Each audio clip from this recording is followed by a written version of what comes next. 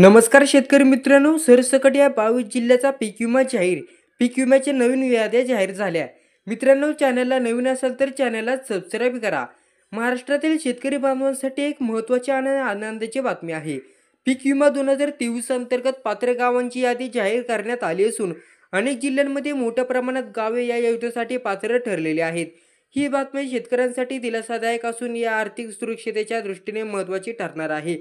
जिल्ह्यांनी या पात्र गावांचा आढावा. जालना जिल्ह्यातील एकूण 144 गावापैकी 48 गावे पीक विमा लागवडीसाठी योग्य म्हणून निवडण्यात आलेली आहेत. हे निवडक गावे शेतकऱ्यांना पीक विमा योजनेचा लाभ घेण्यास सक्षम करतील. बुलढाणा जिल्ह्यात 98 गावे लागवडीसाठी पात्र ठरली असून त्यापैकी 47 गावे आवश्यक म्हणून वर्गीकृत करण्यात आली आहेत. या निर्णयामुळे जिल्ह्यातील बहुतांश शेतकऱ्यांना या योजनेचा लाभ मिळण्याची शक्यता आहे.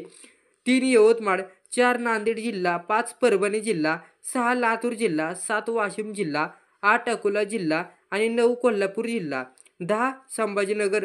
पीक विमा 2023 अंतर्गत पात्र ठरलेल्या गावांमधील शेतकऱ्यांना अनेक फायदे मिळणार आहेत. नैसर्गिक आपत्तीपासून संरक्षण, आर्थिक सुरक्षितता, पीक कर्जाची उपलब्धता, शेतकरी व्यवसायात स्थिरता, नवीन तंत्रज्ञान अवलंबण्यास प्रोत्साहन.